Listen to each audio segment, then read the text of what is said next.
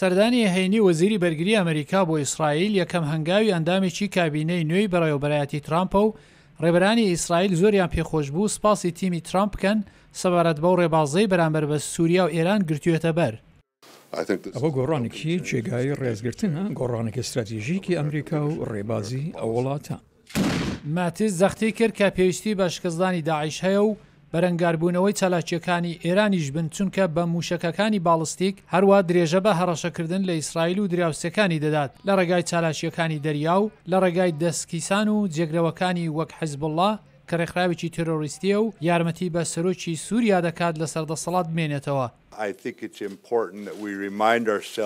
پێم گرینگە و بیری خۆمانی بهێنینەوە کە ئەگەر خەڵکی باشێک نەگرن ئەوە کەسانی خراپ دەتوانن زیانێکی زۆر لە ئەم جیهانەدا بگەێنن. ئێمە بەڵێندارین کە پێشی ئەوە بگرین و ئاشتی بۆ وچەی دوایی بگوازینەوە.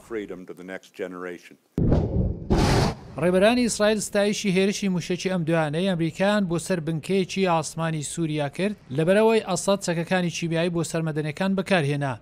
ماتیز هەینی بە پەیامنێرانی کورد سووریا سەرچاوەکانی لەشکری ڕاجێستووە لەوەتا ئەمریکا نزیەکەی 20 فڕۆکەی لەشکری سووریای لەناوبرد.